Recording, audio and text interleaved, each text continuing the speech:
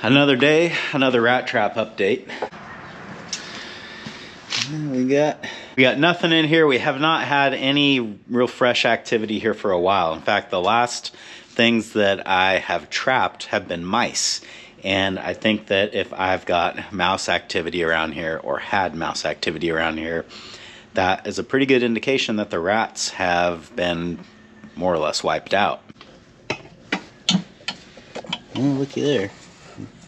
I'm sure it's too dark for you guys to see in there, but there are a couple more mice, which this is good. This bucket trap, when I tried it before in the past, I never caught a single thing with it, and now it's been catching a pretty fair amount.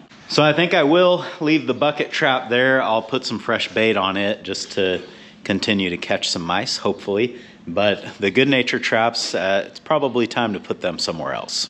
So this is probably going to be the last update on the rat traps, but several people asked about them in the live stream yesterday. And I know that not everybody's going to watch the live stream, but I will assume that if people were asking about it, that more people are wondering. So that's what's going on with that. I think I'm cautiously optimistic that we've more or less got this problem wiped out. And not to say that they won't be back, or not to say that they're not active in another spot within the shop, but at least this little area seems to be taken care of. Today's gonna be something of a mixed bag. I've got a ton of things to do and probably not enough time to do them all, but we'll see how far we can get. That's what's going on today on Farmer Tyler Ranch.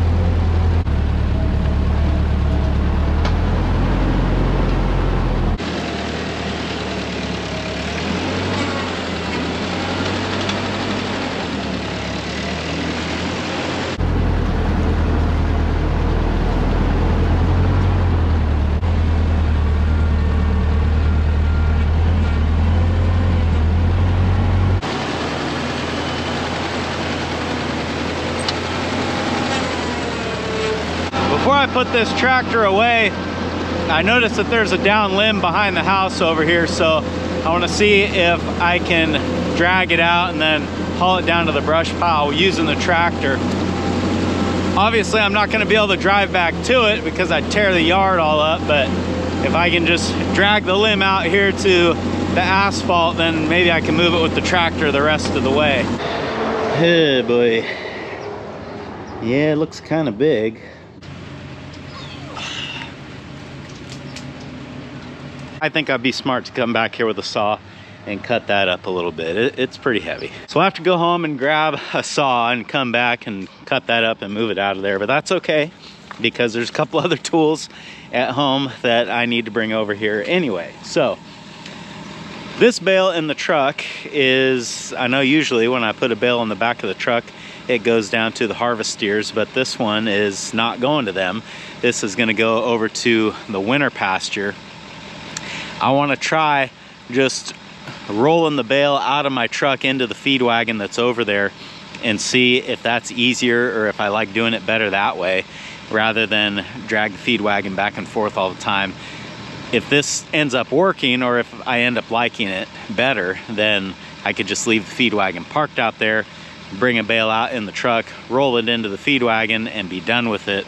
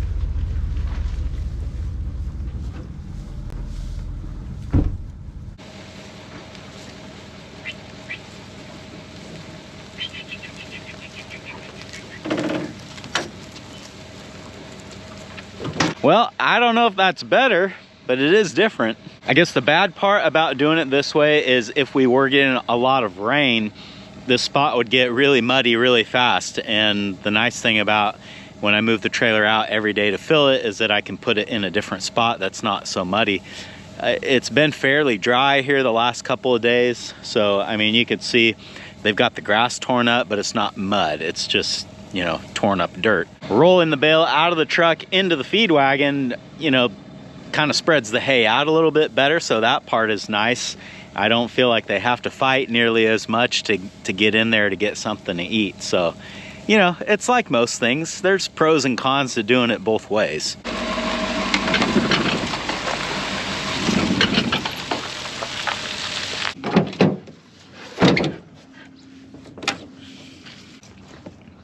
All right, let's try this again. First, I gotta start this thing.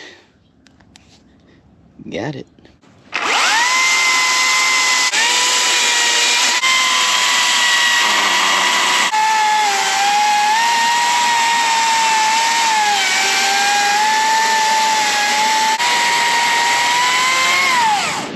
This should be a bit more manageable now. So I'm gonna run and grab the tractor so that as I'm dragging this stuff out of here, I can stack it up on the loader and then we can just haul it on down to the brush pile.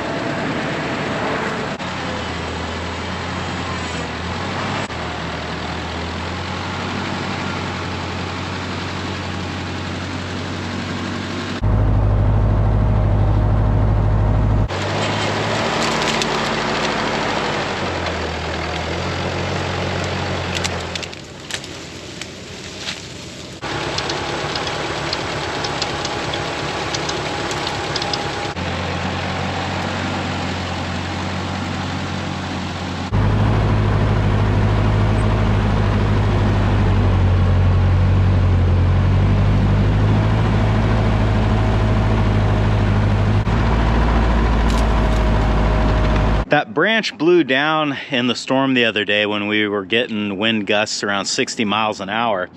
And originally I had thought that that was really the only damage that happened over here, but I found another thing, another casualty from the storm, but I think I can save it. So let me show you what I'm talking about.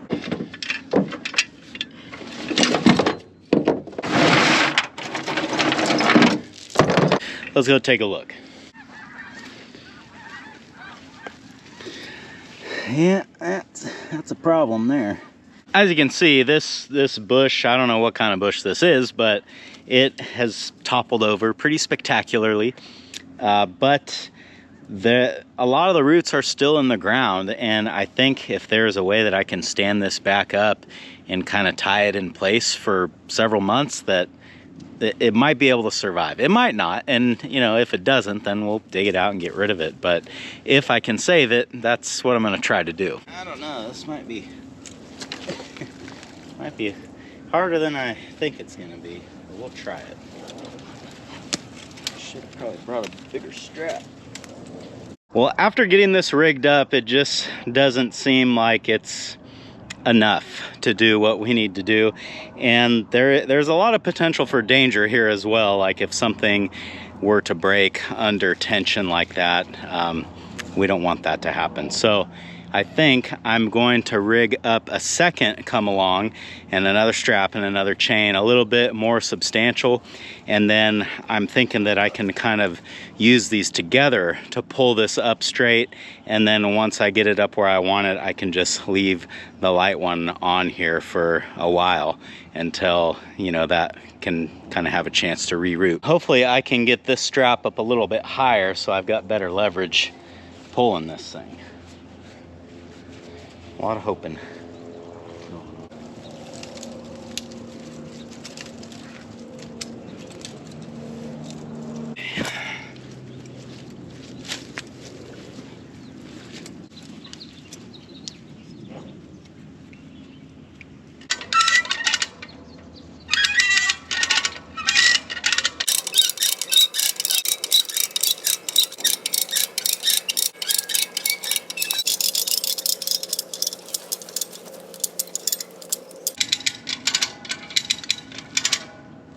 Well, it's not perfect, but it's a lot better than it was. So I think I'm just gonna leave everything like it is now for a few days and hopefully kind of let everything relax. And I don't know, I'm not really sure. I haven't done this a whole lot in the past, but I think after a couple of days I can take the big come along off of here, and I'll probably leave the little one on for, I don't know, quite a while, and we'll just kind of see what happens.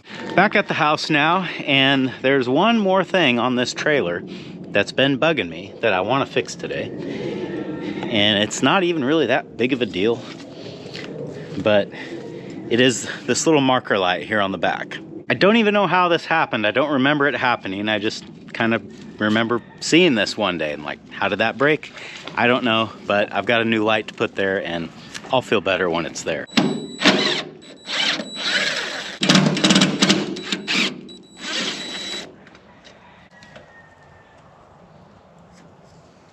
They don't really give you a lot to work with here, but there is, I think, enough wire for me to make the connection. So that's what we'll try to do and hope it all works.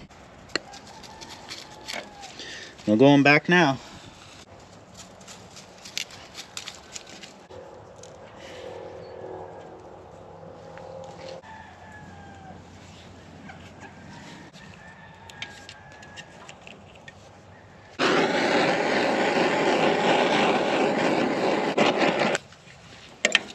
Good as we're gonna get it.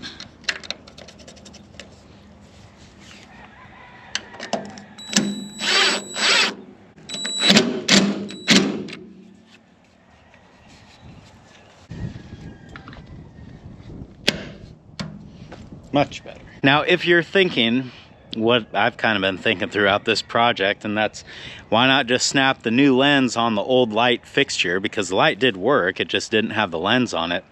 And the reason that I went ahead and changed out the entire thing is because these new ones are LED, and I would like to kind of, as these burn out, replace them with LED so that at one point, somewhere down the road, this entire trailer has LED lights. So that's the reason why I went through the extra trouble to do that.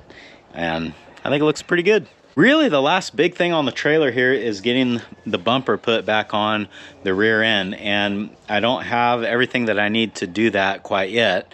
I want to replace the bolts while I'm at it, because a couple of these bolts are broken, and the ones that are not broken, they don't look too good. So let's, while we've got everything out, now's the time to replace them. I've got one that's broken off here, stuck in the trailer, that needs to be removed. And then you can see where the bumper sandwiches up against the trailer.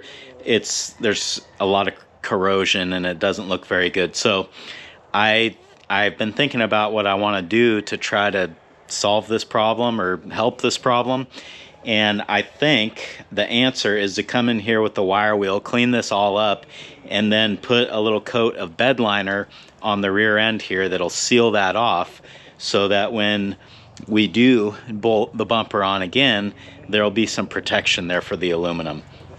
So this actually works out good, because since I don't have the new bolts to put it on yet, I can get everything cleaned up, get the bed liner sprayed on, and then by the time I get new bolts back over here, the bed liner will be dry and everything will be ready to go.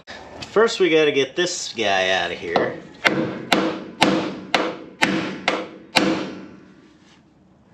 Well, he's gone. I don't know where he went.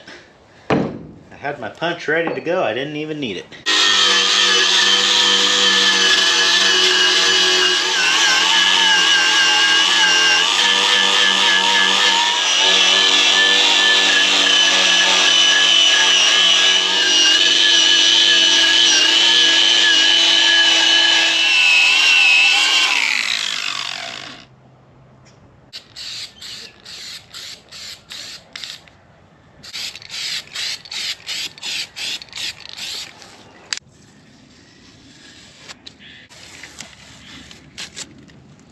I don't know if this is even really gonna do anything, but I feel like it can't do any harm, and it can only really help. So as to how much it will help, I can't tell you, but a little bit's better than nothing, I guess. This stock trailer was built in 2001, which means that it's taken approximately 23 years for the metal back here to get pitted like it is now. So hopefully by adding the bed liner, we can make this last another 23 years. But I think that's gonna do it for this one.